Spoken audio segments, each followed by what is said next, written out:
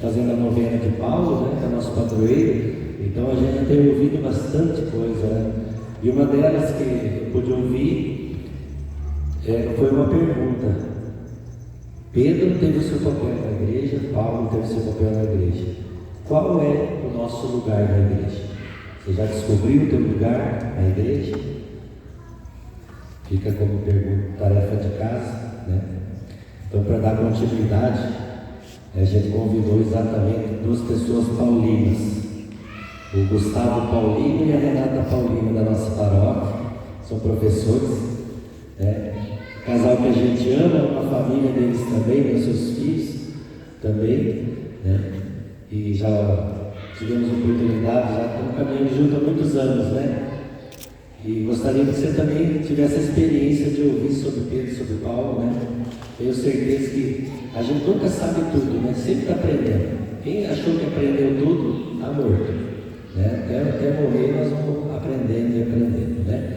Então, com vocês, dividam o microfone, não briguem durante a palestra.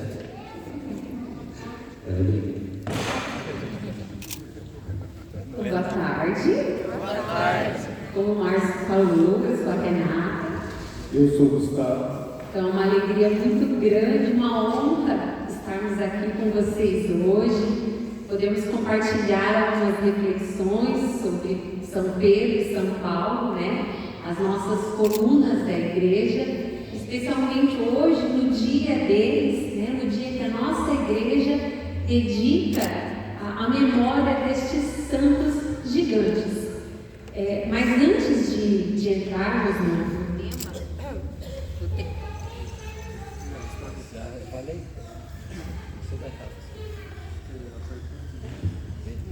Antes de entrarmos, então, no tema propriamente dito, eu gostaria brevemente de...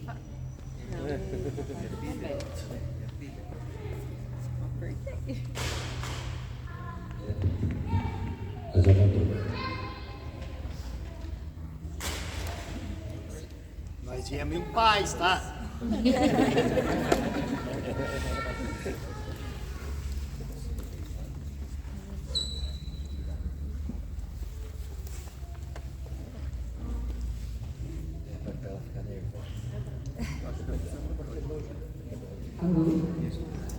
Não vou ficar nervosa. Estou acostumada. Então, antes de, como estava falando, antes de entrarmos propriamente no tema, né? Quem vai entrar mais é ele, tem um preparo mais, né, pontual sobre isso. Vou falar rapidamente um pouquinho sobre a nossa história, sobre a nossa trajetória enquanto casal, enquanto família, enquanto membros da Paróquia São Paulo, né? E essa nossa trajetória tem tudo a ver com São Pedro e com São Paulo. Então, nós somos casados há 27 anos, porém, durante os 10 primeiros anos do nosso matrimônio, nós tínhamos assim uma fé bastante morna, bastante fraca, bem fraca. Nós batizamos os nossos filhos na igreja, a gente ia na missa bem de vez em quando, não participava de nenhuma pastoral. O Gustavo até convidava, ele como ex-seminarista que era, até chamava, até convidava, mas assim eu tinha uma relutância bem grande, e foi com o tempo que ele foi desistindo também, foi deixando de lado, e a nossa vida se resumia isso à distância da igreja. Até que chegou um ponto, em 2007, nosso filho mais novo, nós temos 2 filhos, né? Nosso filho mais novo, sempre doentinho, precisou fazer uma cirurgia. E uma cirurgia bem simples, né? Adenoide. Todas as crianças, milhares de crianças fazem cirurgia todos os anos no Brasil. Só que com o nosso filho não foi assim. E durante a cirurgia ele teve uma reação alérgica bem grave. Precisou ser entubado. E aí o mundo da gente desmoronou, o mundo da gente cai. Os médicos não sabiam explicar o que tinha acontecido, não sabiam explicar o que podia acontecer, né? E especialmente para mim, assim, o meu mundo caiu. E depois do primeiro e segundo dia no hospital, eu fui para casa para tentar dormir um pouquinho. É claro que cheguei em casa, A gente que é mãe sabe, né? O vazio de estar em casa é pior do que estar no hospital acompanhando. E eu não conseguia dormir, então eu olhei no canto da cama, o que eu encontrei? A minha Bíblia lá, a Bíblia que eu nunca li, que eu nunca olhava. E eu comecei a ler, só que lendo e aquelas palavras passavam, sabe? Só passavam pelos olhos, até que cheguei na passagem, no capítulo 14 de São Mateus, nos versículos 29 a 31, que falam de São Pedro. Aquela passagem onde eles estão na barca, atravessando, durante a tempestade, as águas revoltas, e Jesus vem andando pelas águas e eles acreditam que é um fantasma, eles se assustam, né? E aí São Pedro, com medo, todos eles assustados, então a passagem diz assim: então Pedro lhe disse: Senhor, se és tu, manda-me ir ao teu encontro, caminhando sobre a água. Ele respondeu: vem. Pedro desceu do barco e começou a andar sobre a água em direção a Jesus. Mas sentindo o vento, ficou com medo e, começando a afundar, gritou: Senhor, salva-me. Jesus logo estendeu a mão, segurou-o e lhe disse: homem de pouca fé, por que duvidaste? E aí, nesse momento, foram as únicas palavras que entraram na minha cabeça, e eu comecei a chorar compulsivamente, e eu supliquei ao Senhor: Senhor, salva minha família, salva minha família, me dá uma chance. E a chance foi dada, e o milagre aconteceu, graças à bondade do Senhor. Mas ao mesmo tempo em que eu recebi, eu senti a graça que ia dar certo, eu senti muita vergonha também, muita vergonha, porque eu estava pedindo para o Senhor, suplicando uma ajuda, mas eu nunca fazia nada do que Ele me pedia. Foram 10 anos, olha, eu disse sim no altar, eu era batizada, eu era crismada, eu participei durante anos do grupo de adolescentes, do grupo de jovens, e me afastei. Eu batizei meus filhos, o que aquilo significava para mim, né? E eu não fazia nada. Então, a partir daquele momento, a nossa vida começou a se transformar. E a nossa participação então começou com a missa, com o nosso dízimo. Depois de um tempo, fomos em 2010, isso foi em 2007, Em 2010 fomos convidados a sermos ministros da nossa paróquia, São Paulo Apóstolo. E aqui estamos, no dia de hoje, depois dessa caminhada de 15 anos, sempre aprendendo, como o Marcos disse, com todos os nossos queridos da nossa paróquia, com os nossos párocos, que tanto nos ensinam. Aqui estamos hoje para partilhar com vocês um pouquinho, então, sobre essas colunas que são São Pedro e São Paulo. O Mauro é o nome do grupo, né, Mauro? Os adolescentes. Sai.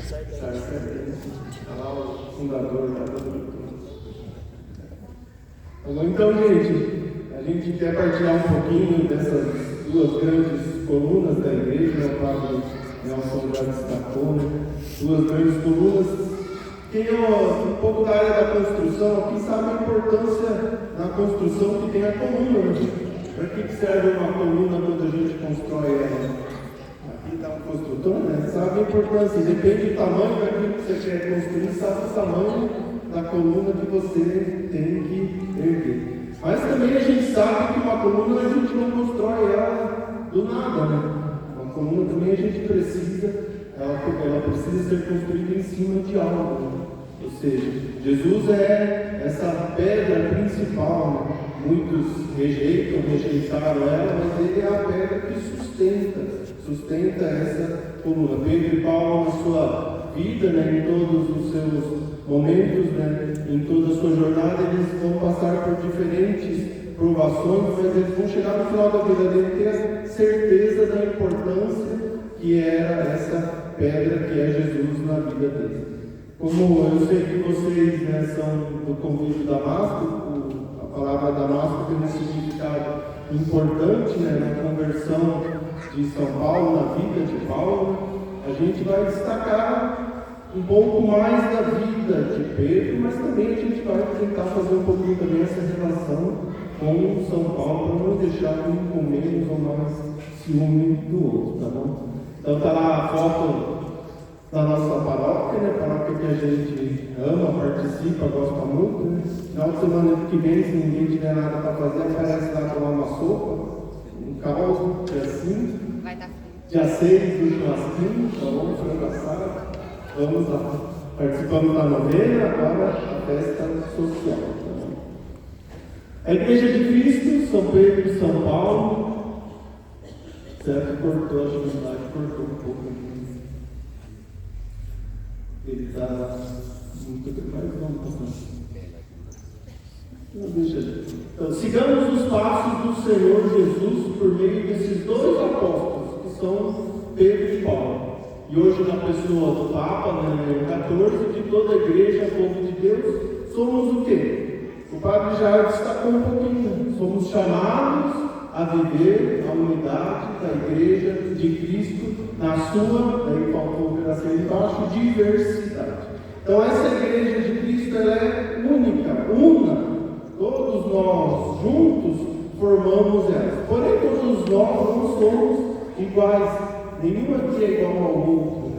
Essa igreja formada a partir da sua diversidade, ela demonstra que o muito ou pouco, ou seja, o trabalho que todo mundo realiza, ele é importantíssimo na construção e na formação dela. Então ninguém é maior e ninguém é menor diante de toda essa grandeza que é a diversidade que a Igreja de Cristo possui. O nosso trabalho, quando feito de forma a engrandecer Jesus, a engrandecer a Igreja, a contribuir para o anúncio do Reino de Deus, ele faz com que cada uma dessas pedrinhas, né, uma imagem bonita da igreja aqui na forma de tijolinho, cada uma dessas pedrinhas, cada um desses tijolinhos que poderiam representar um esforço, a vida, a dedicação de cada um de nós, ele contribui para que a igreja de Cristo continue viva, continue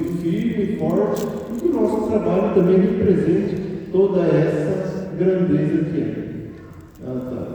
Vai tentar mudar?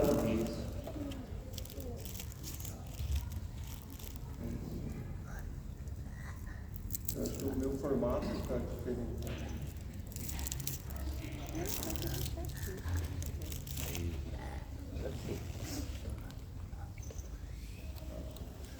Então, observando um comparativo, claro que um comparativo simples, né, para a gente também visualizar um pouquinho a vida desses dois grandes aí, apóstolos, essas duas grandes colunas da igreja, a gente observa Pedro e Paulo. Então, origem, né, o Pedro lá, judeu da Galileia, nasceu em Betsaida. O Paulo, judeu da diáspora, nasceu na Cilícia. Pedro era pescador, pessoa simples, de vida simples, de trabalho simples. Paulo, fariseu, culto, educado, estudante, né? Estudou com o grande Gamaliel, né? Então teve uma vida mais voltada à educação. A relação com Jesus, né? Pedro viveu diretamente com Jesus. Paulo nunca conheceu Jesus em vida, apesar de ter tido uma grande experiência na sua conversão que revelou quem era Jesus para ele. Foco da missão de Pedro, os judeus, principalmente os judeus, e de Paulo, os gentios. Personalidade de Pedro, impulsivo, fervoroso, com momentos, né, de dúvidas, com momentos de fraqueza. Paulo já um intelectual, determinado e estrategista. Contribuiu Pedro como o grande líder da igreja, né? Pedro se torna a grande rocha, né? Que Jesus irá deixar para ele as chaves dos céus, né? E tudo que liga aqui, desliga aqui, liga lá, desliga lá. E Paulo, o grande teólogo, missionário e escritor de epístolas. Primeiro Papa, chamado do reino do céu e da terra, Pedro. Paulo, considerado o grande apóstolo dos gentios. São Pedro foi crucificado de cabeça para baixo, devido à morte dele, e Paulo foi decapitado.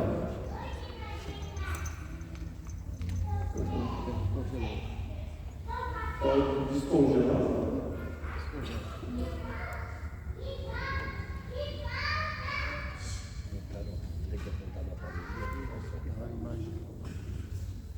Então, diante dessas duas grandes figuras diferentes para a nossa igreja, a gente vai querer destacar um pouquinho para vocês um pouco da profissão de fé que Pedro e Paulo fizeram e da forma como os dois revelaram o seu amor a Cristo. Congela só para mim, eu já passo todo o texto ali, porque você congela de novo.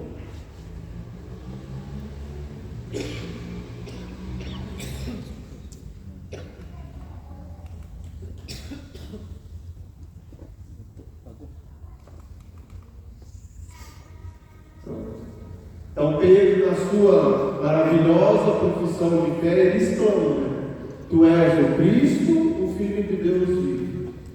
E no seu amor pelo Mestre diz: Senhor, tu sabes que eu te amo. Paulo afirma na sua profissão de fé: Eu sei em quem creio.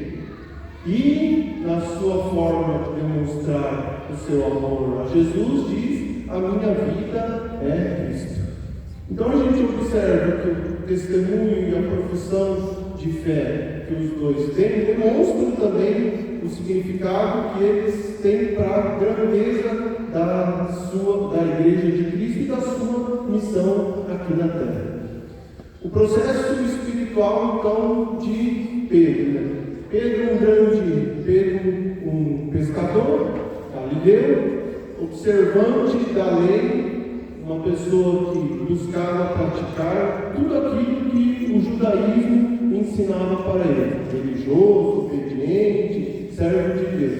O primeiro indício que a gente observa isso e pode constatar é quando a gente vê no Evangelho de São João, Pedro e o seu irmão André que teve o contato com João Batista. André escutava o que ele dizia e através dessa escuta, através daquilo que o seu irmão falava, Pedro também passou a conhecer Jesus.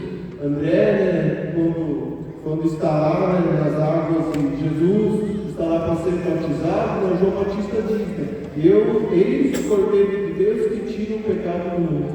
Então André ouve isso, segue Jesus e convida Pedro para estar com ele. Nos Atos dos Apóstolos, lá no capítulo 10, a gente também observa nessa figura de Pedro como ele era um homem religioso, um homem que praticava a fé, um homem obediente, um homem servo de Deus. Pedro tem uma visão de animais impuros. Uma voz pede que ele coma daquela carne. São Pedro responde que ele nunca comeu daquele tipo de comida impura. Então ele era um homem observante, um homem que procurava fazer as coisas que eram de Deus. Isso tudo atesta que Pedro tinha uma fé, que Pedro acreditava em algo, ou seja, que Pedro praticava aquilo que era dos judeus, aquilo que era da lei de Moisés. Ele estava nessa espera do Messias, assim como todo aquele povo naquela época que esperava de forma grandiosa que o Messias chegasse, que viesse como aquele que libertaria, trouxesse a liberdade para aquele povo. O Pedro também, como esse praticante, esperava isso. Justamente por isso foi lá no Rio Jordão ouvir a pregação de João Batista. O primeiro capítulo da vida de São Pedro está todo ele ligado à sua prática, aquilo que o Antigo Testamento revelava, não só para ele, mas para todos os judeus. Mas não somente isso, havia um coração dilatado na espera daquele que seria o Salvador.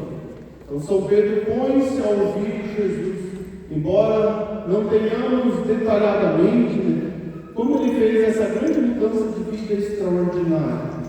A gente não sabe, os evangelhos não deixam especificamente claro como é que Pedro faz essa grande transformação de vida.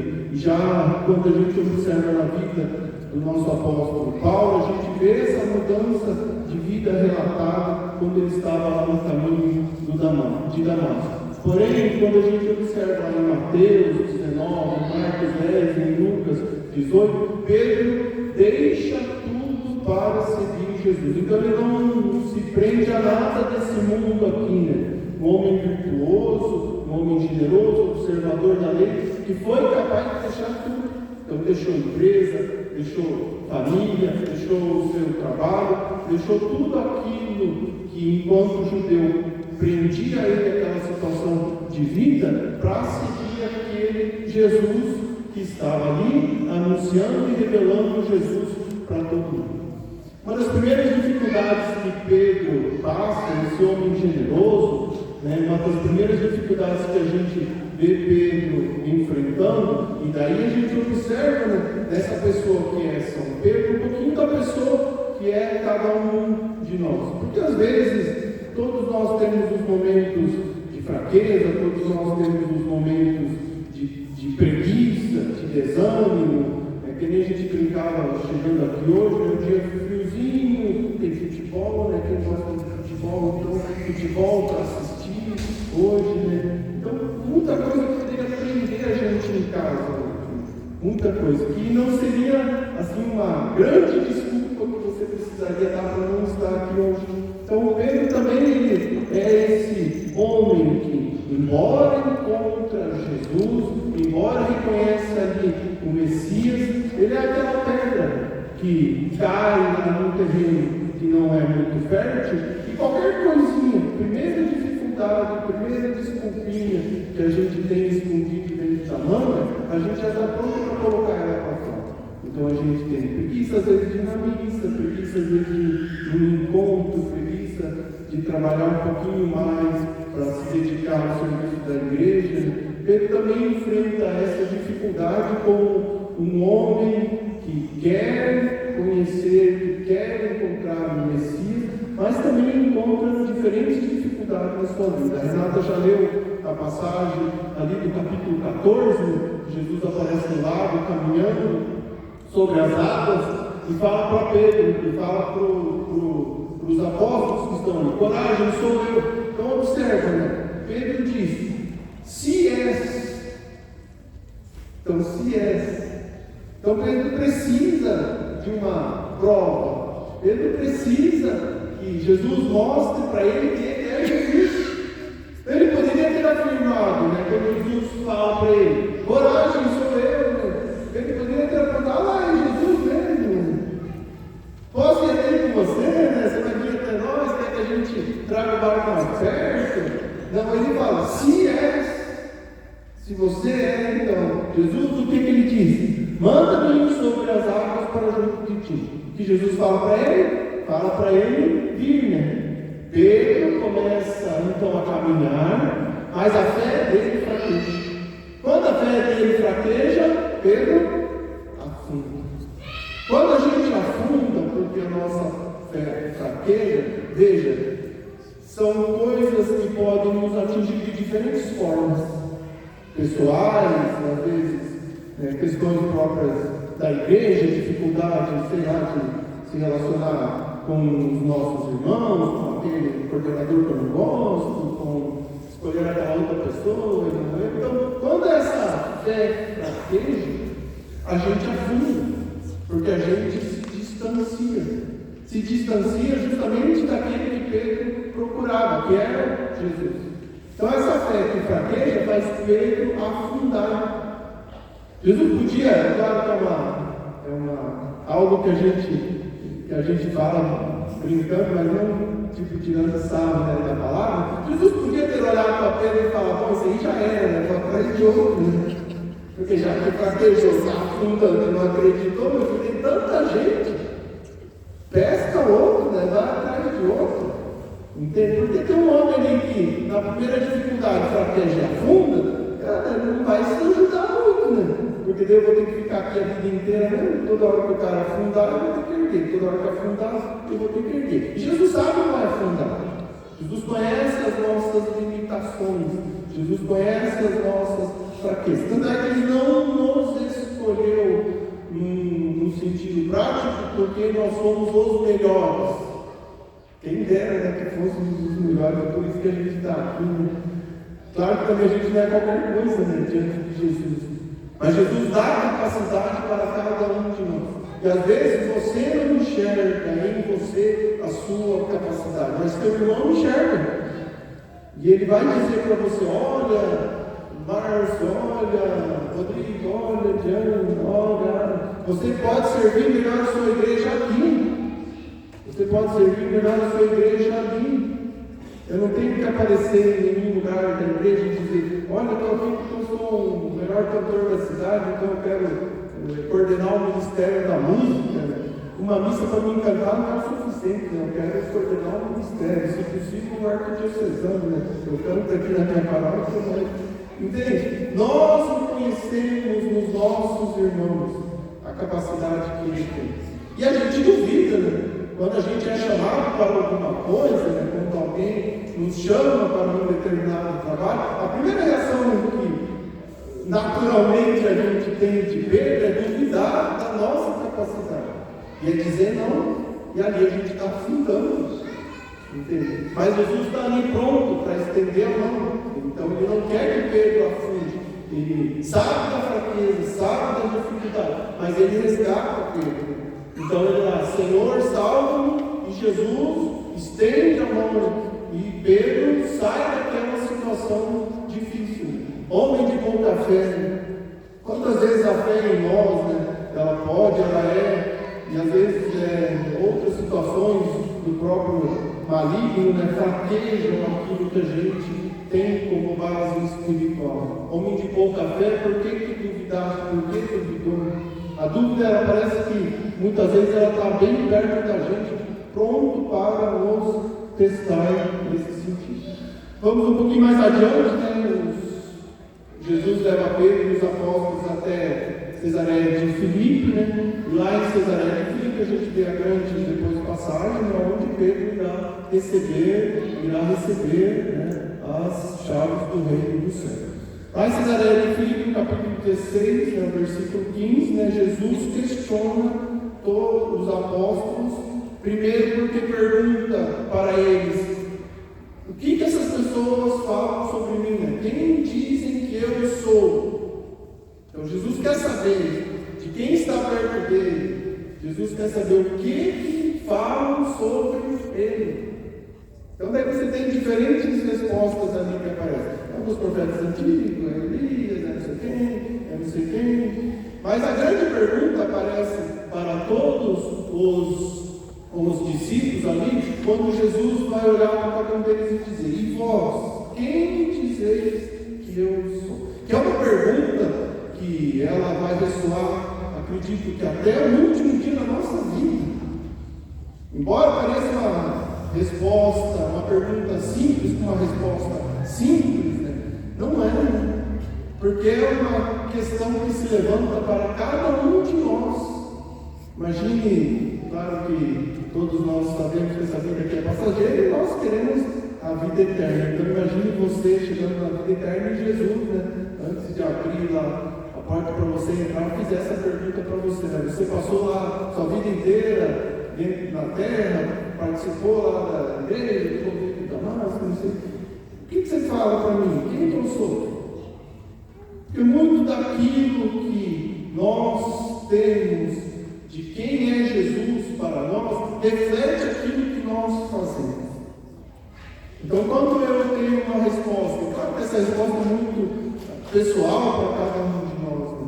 Dizer quem é Jesus, ela acaba refletindo nas nossas atividades, nos nossos trabalhos, no nosso dia a dia, porque a nossa vida não é uma vida só de igreja, né? Que todo mundo adulto, todo mundo deve trabalhar, né? Então a gente trabalha 8 horas por dia, segunda, terça, quarta, quinta, sexta, sábado de manhã. A gente passa a maior parte da nossa vida, né, trabalhando, claro, se dedicando também às coisas da igreja. Mas a gente nunca pode ser essa pessoa da igreja uma, né? E essa pessoa do trabalho outra, né? Eu sou cristão dentro da igreja e fora da igreja eu sou o quê? O que tipo de Cristo eu revelo para as outras pessoas lá no meu trabalho, lá nas minhas atividades, lá nos meus afazeres, dos vários convites lá vocês receberam para estar aqui hoje, né? E lá estava escrito lá, professores, né? Então lá na minha escola, né? Eu sou um professor, sou professor de história, sou professor de filosofia. Que professor eu sou lá? Eu sou o Gustavo, professor na escola, e na minha paróquia, lá na igreja, eu sou o Gustavo cristão. Engraçado, muitas vezes nós cristãos temos vergonha de falar de Jesus, falar de Cristo e falar principalmente que às vezes somos católicos. Então, o rezar, o agradecer, né? Não é que você tem que fazer também no seu trabalho, na sua empresa, né? Uma igreja, né? Mas quantas vezes nós temos lá vergonha de falar, de dizer aquilo que a gente pensa, daquilo que a religião nossa ensina? Então, para quem dizem os outros que eu sou, aparece a grande profissão de fé de São Pedro. Todo mundo lê ali: Tu és o Cristo, Filho do Deus vivo. Então, Pedro, quando revela isso para Jesus, Pedro demonstra a grande divindade que é Jesus. Claro, fazendo um comparativo com tudo aquilo que já havia passado pela vida daquelas pessoas, Pedro demonstra e contrasta com os outros deuses dessa antiguidade, deuses mortos, deuses que não tinham vida, os deuses dos pagãos. Para Pedro, Cristo é o Filho do Deus vivo. A gente sabe disso olhando para o capítulo 16, versículo 17 de Mateus, que Jesus, olhando para Pedro, fala, né? Jesus olhando para Pedro fala: Bem-aventurado és tu, Simão, filho de Jonas, porque não foi a carne e o sangue quem te revelou, mas meu Pai que está no céu. Ou seja, Pedro ali, ele tem um grande encontro com o Cristo, né? Um grande encontro porque a partir desse momento Pedro demonstra que Jesus, ele é muito mais daquilo que se falava. Ou seja, Jesus como o Filho de Deus vivo é aquele que traria sim a salvação para todos. A palavra, né, bem-aventurado, ela tem um significado forte e profundo, né? Porque bem-aventurado é aquele que é feliz, é aquele que é abençoado, é aquele que está em estado de graça divina com a promessa da felicidade. Com a promessa da felicidade eterna. Então Pedro, ele tem a certeza daquilo que ele fala. E não foi, né, Jesus disse para ele, não foi Pedro quem por si só diz isso, mas foi a graça de Deus na vida de Pedro, que revela quem é Jesus para Pedro e para todos aqueles que lá ouvem isso. Houve ali uma grande mudança interior dentro desse homem. Pedro não será mais o mesmo a partir daí. Aquele Pedro que há 2 capítulos anteriores afundava na água, agora parece ter mais consistência. Jesus vê que Pedro está pronto. Por isso que Pedro recebe as chaves do reino do céu. Assim também somos nós. Você já deve ter tido uma experiência de fé, se você já deve ter tido esse encontro com Jesus, você também já fez de uma forma ou de outra essa sua profissão de fé. Embora não possa ter sido revelada no sentido de palavras como Pedro fez, mas interiormente você fez isso. Portanto, Jesus também diz para você que você também está pronto, né? Que você também é capaz e que você também aqui tem uma missão, tem uma continuidade para fazer aqui dentro dessa terra.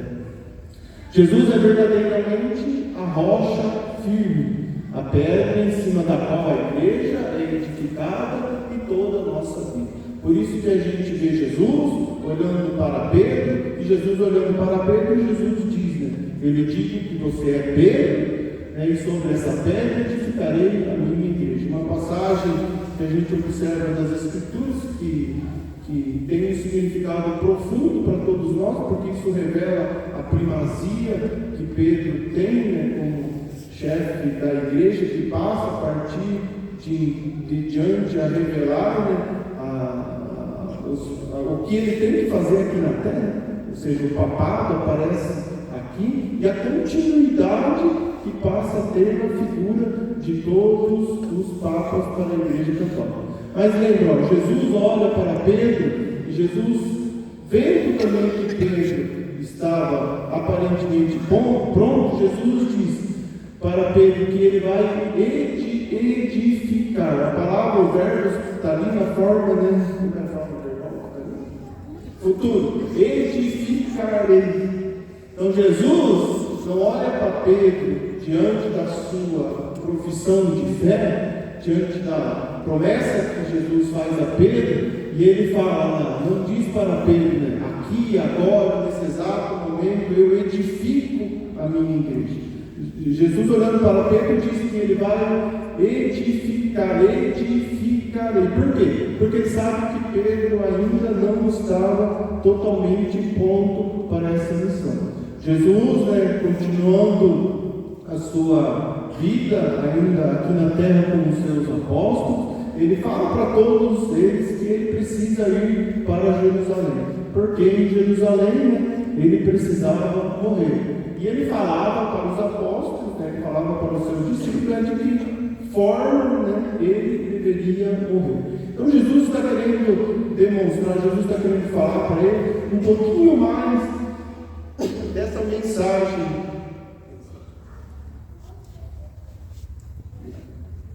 Jesus está querendo falar um pouquinho mais dessa mensagem que ele quer deixar para todos os apóstolos que estão ali. Jesus quer mostrar algo a mais, a forma como ele vai salvar a cada um de nós. Isso é o centro que nós queríamos transmitir, né, para vocês nesta reflexão. Somos bons católicos, temos fé católica. Todos os domingos você se levanta, vai à missa, professa a fé, reza o creio em Deus Pai Todo-Poderoso. Essa é uma fé sincera. No Evangelho de hoje que a gente ouviu, né, sobre a solenidade de São Pedro e São Paulo, né, nos diz que essa fé precisa, porém, ser profunda. Precisamos deixar que essa fé, que essa experiência de fé crie raízes profundas no nosso coração. Se você não deixar essa fé criar raízes profundas no seu coração, essa fé vai ser uma tragédia. Porque o homem velho que habita em cada um de nós, ele está sempre pronto a querer sair para fora, ele está sempre pronto a querer nos puxar de volta para águas profundas, ou seja, sempre afundando a gente. O homem velho, os vícios, as preguiças, enfim, todas aquelas coisas que nos distanciam de Deus. São Pedro, no capítulo 16 de São Mateus, ainda é um homem dividido. Ele já crê sinceramente, segue Jesus com virtude, mas ainda é algo superficial. Jesus tem paciência com ele. Jesus quer moldar o seu coração. O repreende, usa palavras duras, palavras fortes. No versículo 23, ele vai falar: ele, porém, voltando-se para Pedro, disse, um pouquinho antes para trás, você é Pedro, a pedra. Tu és Pedro, sobre essa pedra edificarei a minha igreja. Agora ele olha para Pedro e fala: afasta-se de mim, Satanás, tu me serves de pedra de tropeço.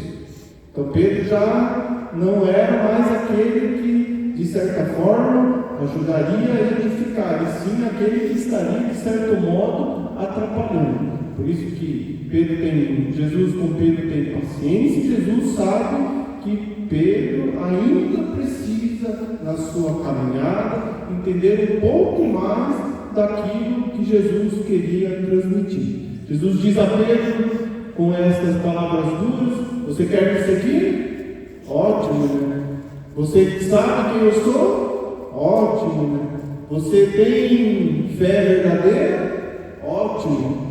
Mas se você quer verdadeiramente ser, se você quer ser verdadeiramente cristão, fazer parte da minha igreja, entenda o seguinte: uma coisa é ser cristão, essa coisa de ser cristão, de ser católico, de seguir Jesus, ser membro da igreja, do corpo de Cristo, e não abraçar a cruz, é algo satânico. Então, querer ser cristão, querer participar da igreja, querer estar perto de Jesus, mas não abraçar a cruz de Cristo, é algo ruim, é algo que não serve para nós, é algo que não serve para Pedro. Jesus não está dizendo para Pedro e para nenhum de nós nesse momento que nós devemos, abraçando a cruz, servir e sofrer. Pedro ainda não entende o significado de morrer na cruz com um significado salvífico que Jesus quer trazer. Então, muitas vezes a gente entende que a cruz de Cristo, ela é sofrimento, e que esse sofrimento a gente precisa necessariamente passar por ele. Não, a gente não precisa passar pelo sofrimento da cruz. Cristo não pediu para cada um de nós, nem para São Pedro: olha, faça como eu e morra. Olha, faça como eu e tenha uma morte, né, que seja algo, né, solene, algo de grande sofrimento, né, para que você possa também ser exaltado. Né? Jesus está dizendo, com as palavras que ele transmite para Pedro, com todos os ensinamentos que ele faz, que a morte na cruz, né, ou seja, esse método, o meio, o caminho que Jesus está mostrando, é algo de grandeza muito superior. Ou seja, Jesus, quando morre na cruz, Jesus fala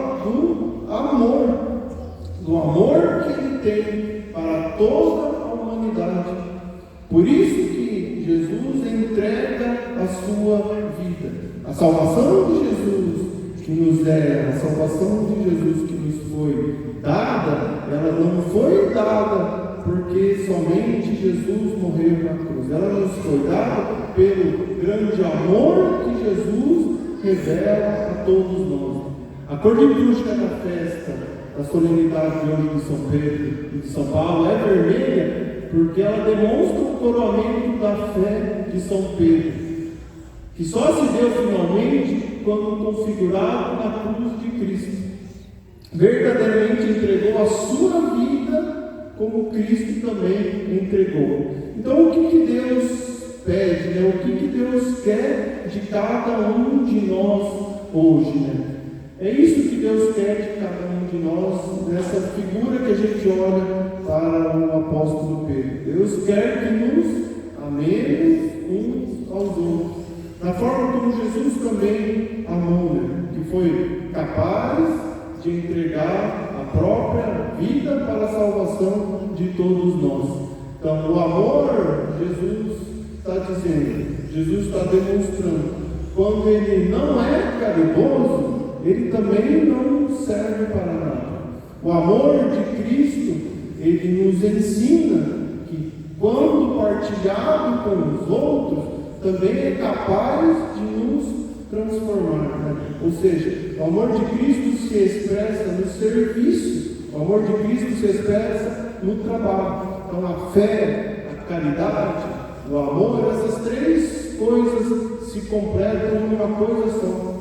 Porque também nós rezamos, nós vamos à igreja, nós participamos, né, enquanto comunidade da nossa fé, mas muito mais do que isso também Jesus pede. Isso é importante, mas também é importante que esse amor se transforme como caridade. Então, quando olhamos para a cruz de Cristo, a gente deve enxergar na cruz de Cristo o amor dele por cada um de nós. Como diz São Paulo, o amor de Cristo nos impele. Então, ou seja, o amor de Cristo ele nos impulsiona, ele nos serve de grande exemplo e de grande, né, forma de caridade para todos nós. Então, Pedro, na sua profissão de fé, Pedro fala: Tu és o Cristo, o Filho do Deus vivo. E Pedro também demonstra o seu amor quando ele fala, né? Tu, Senhor, tu sabes que eu te amo. Lembrando da passagem do Evangelho quando Pedro fala isso para Jesus, né? Ela passa a ter também um pouco do significado. Pedro nega 3 vezes Jesus pergunta 3 vezes para Pedro, né? A resposta que Jesus dá para ele é: apacenta as minhas ovelhas. Então Jesus quer de Pedro o serviço, Jesus quer de Pedro o trabalho, Jesus quer de Pedro o cuidado com aqueles que mais precisam. Quando a gente olha para o Catecismo da Igreja Católica, no 881, a gente vê a primazia aparecendo lá na figura de Pedro.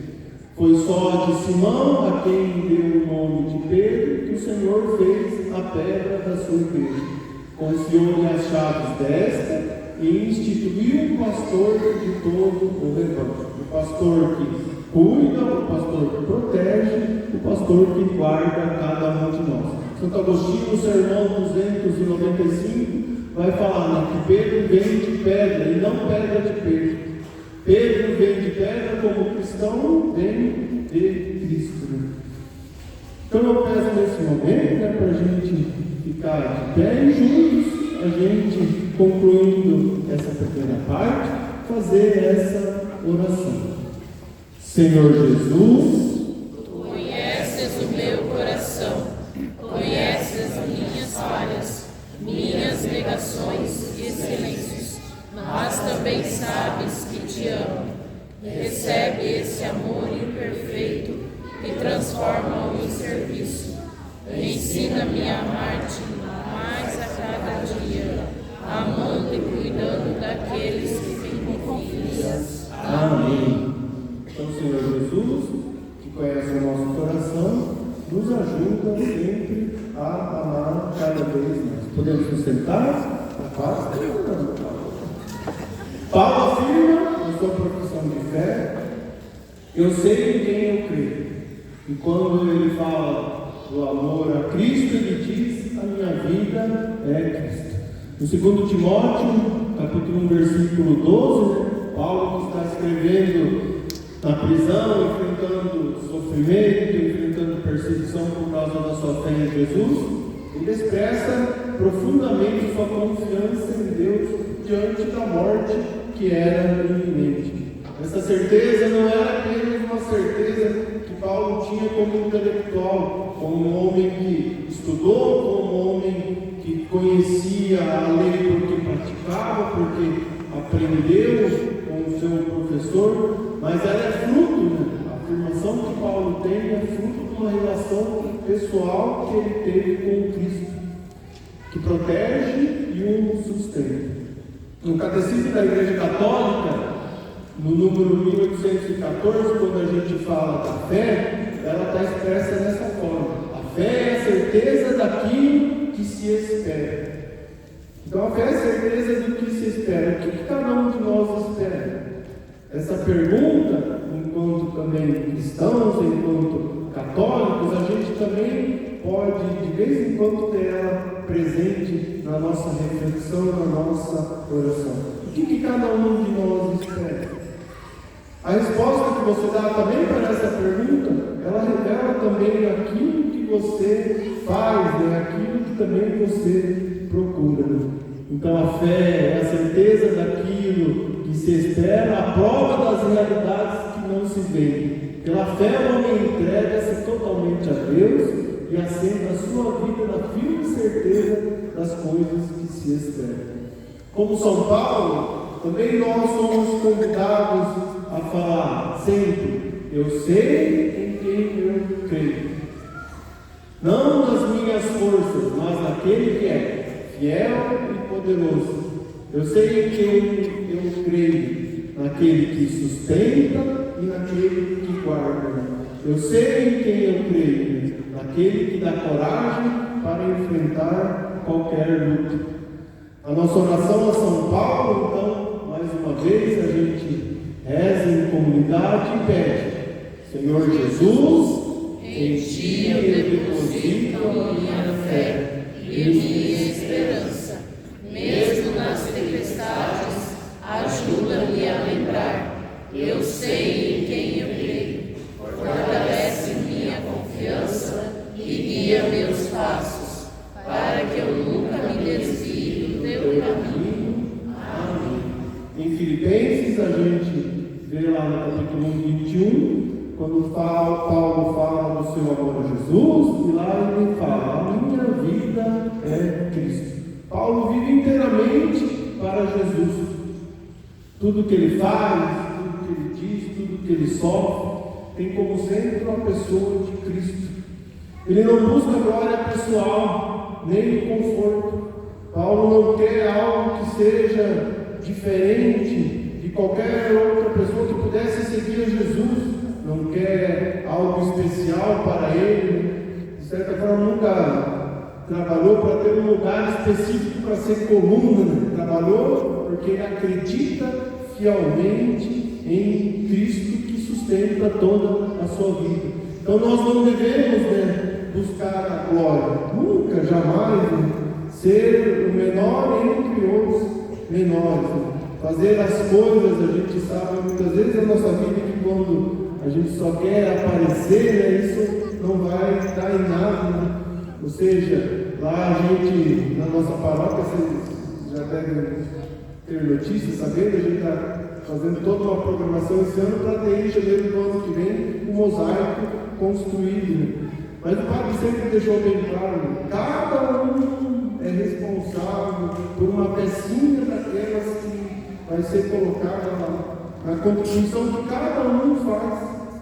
Nunca foi exigido um valor X. Olha, na paróquia nós temos tantos paroquianos são tantos dizimistas, então dos dizimistas um valor X, é um valor salgado por mês que tem que pagar, né?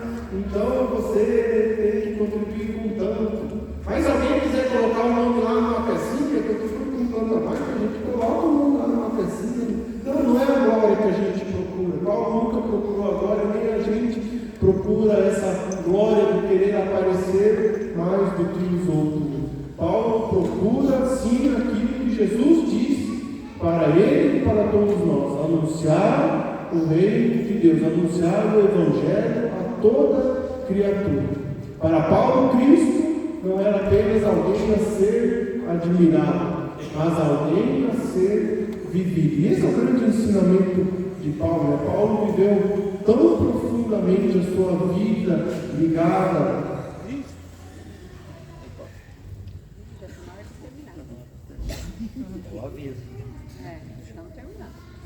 Paulo viveu tão profundamente a sua vida ligada a Cristo que ele próprio, Paulo, fala que ele precisava desaparecer para que Cristo aparecesse. Então todas as nossas ações, elas devem sempre ser voltadas para que, quando realizamos, as pessoas também enxerguem essa felicidade que é ser cristão, essa alegria que é ser cristão e anunciar Jesus. E para concluir, neste momento, eu convido para que façamos um minuto de reflexão e pensemos então nestas duas perguntinhas. Cristo é o centro da minha vida? Cristo é o centro da minha vida? Eu vivo para Ele ou para mim mesmo?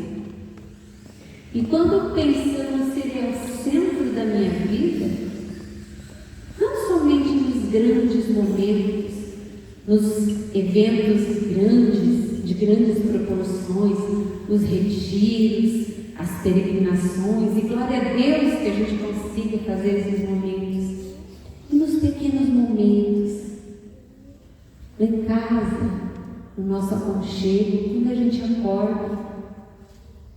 Estou abençoando os meus filhos quando levantam, quando estão saindo de casa, agradecendo a Deus que eles estão voltando, meu marido, minha esposa chegando em casa. Obrigada, Senhor, porque eles estão aqui. A comida que a gente tem todo dia na mesa. Obrigada, Senhor, por esse alimento que tantos não têm. Senhor, o meu trabalho que às vezes me sufoca, me cansa, me tira do sério, mas obrigado, Senhor, porque Ele é o meu sustento. Todos esses momentos eu tenho oferecido a Cristo, eu tenho andado de mãos dadas com Ele, ou eu tenho deixado Jesus atrás de mim, tenho deixado só no momento da missa, no momento da igreja, no momento de encontro, do convívio, e terminado esse momento vazio do meu coração, volta a ser daquele mesmo jeito. Se volta, meus irmãos, é porque eu não estou andando com Ele. E agora, partindo mais um momentinho, quando eu era pequena, e eu tinha tanto medo de dormir sozinha, eu deixava, minha mãe me ensinou, deixava um cantinho na cama e falava: Senhor Jesus, deita aqui comigo e protege o meu sono. E foi onde eu aprendi a controlar o meu medo. Depois passei isso para os meus filhos. E um acalento do coração, então que a gente saiba deixar não só como criança que procura perder ou superar o seu medo, mas que a gente deixe um cantinho enorme do coração da gente, para esse Jesus andar junto com a gente, nos guiar a conduzir os nossos passos, porque a gente não sabe por onde vai, é Jesus que sabe. E a gente fala todos os dias: seja feita a vossa, e que saibamos então fazer a vontade do Senhor. E juntos então, de pé, convidamos para concluir com a nossa oração. Vamos fazer para dar uma dinamizada, os homens de preto, as mulheres de vermelho, e depois todos juntos a oração, a parte final de azul. Senhor Jesus, quero viver para Ti. Senhor Jesus Cristo, olhando para o exemplo de São Paulo, que Te amou com todo o coração, eu também desejo poder dizer: a minha vida é Cristo. Toma, Senhor, a minha mente, para que eu pense como Tu pensas. Toma o meu coração, para que eu ame como Tu amas. Toma os meus pés em minhas mãos, para que eu caminhe e sirva como Tu serviste. Dá-me coragem como deste a Paulo, para pregar a verdade, suportar as cruzes e nunca me envergonhar do Evangelho. Que eu morra para mim mesmo, para que Tu vivas em mim. Amém. Amém. Amém. Muito bem, vamos escutar mais uma vez aquela linda canção da igreja, juntos.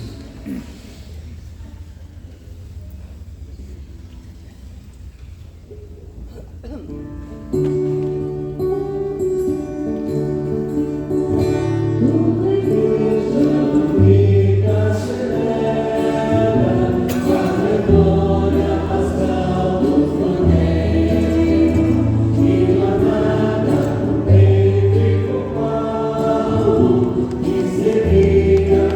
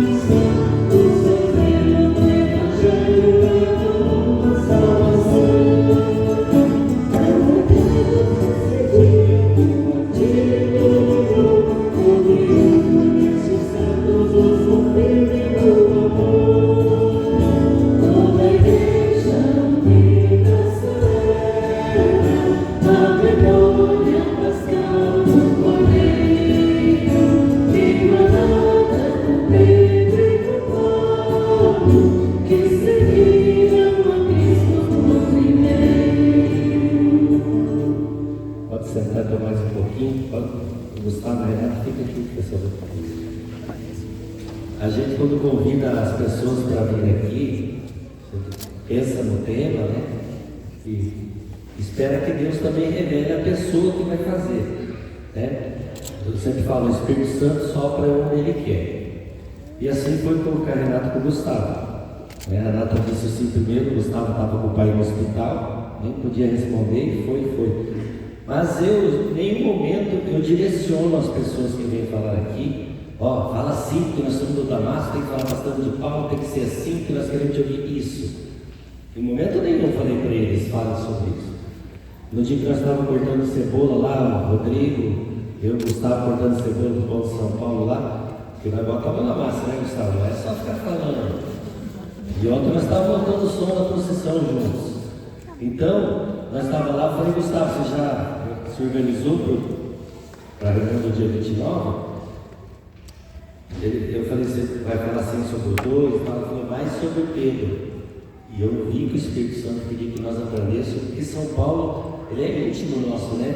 A gente ouve falar bastante e vive esse carisma paulino, né, dentro do convívio da massa. Mas ouvir mais sobre Pedro também é muito importante, essa coluna forte, como o Padre Nelson falou. Paulo nós já conhecemos, mas Pedro faltava conhecer esse lado teológico dele, né? Onde está alicerçada a nossa fé, a nossa igreja. Enquanto o Gustavo falava, eu pensava assim, nós precisamos de Pedro hoje? Não precisa, porque nós temos o Leão 14.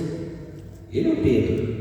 É sobre ele que está edificada agora a igreja. É ele que tem o comando da igreja. Nós precisamos de Pedro. Nós temos Pedro. Como vocês viram na nossa reunião do mês retrasado, foi lá no Parque São Paulo. Quem estava?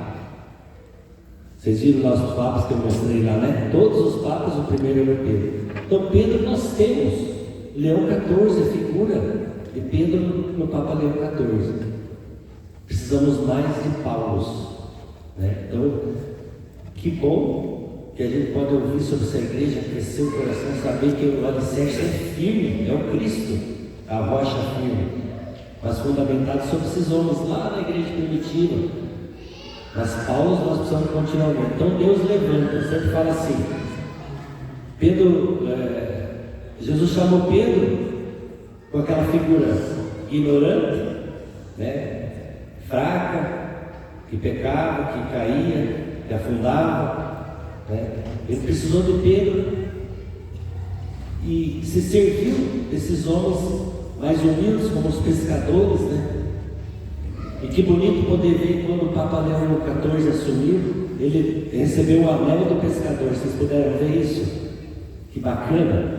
Eles dão um anel para ele, o anel do pescador.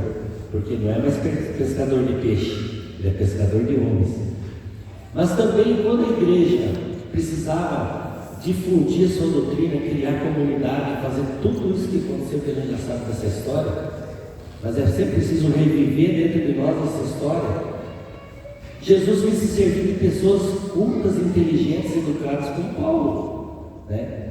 Então não adiantava hoje eu chegar aqui e querer falar para vocês sobre eles. Aí eu precisei de gente inteligente, que nem o Gustavo e a Renata, né? Que pudesse falar, porque de pescador já chega mais. Precisa levantar Paulos assim para ensinar, para ajudar a gente a caminhar, não é verdade?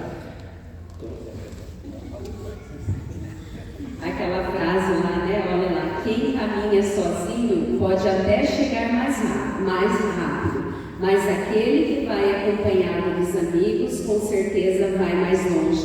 E que sejam esses amigos de fé, né? Não adianta a gente ter amigos do mundo, mas um amigo de fé que vai, carrega e nos ensina, né? Nos ensina as palavras de Deus, vamos lá, e vai e empurra a gente quando a gente está desanimado. Quantas verdades o Gustavo e a Renata aqui falou, quanto aprendizado. Valeu a pena sair do frio de casa no domingo, chuvoso, assim, gostoso de ficar em casa, valeu a pena ou não valeu? Eu acho que foi uma aula aqui hoje, né, gente? Então a gente agradece profundamente o Gustavo e a Renata. Vamos rezar uma Ave Maria, que Nossa Senhora interceda pela vida da Renata, do Gustavo, dos meninos, né? Para que continue essa família de fé, essa família buscando a Deus, buscando a perseverança a cada dia. Ave Maria, cheia de graça, o Senhor é convosco. Bendita sois vós entre as mulheres, e bendito é o fruto do vosso ventre, Jesus.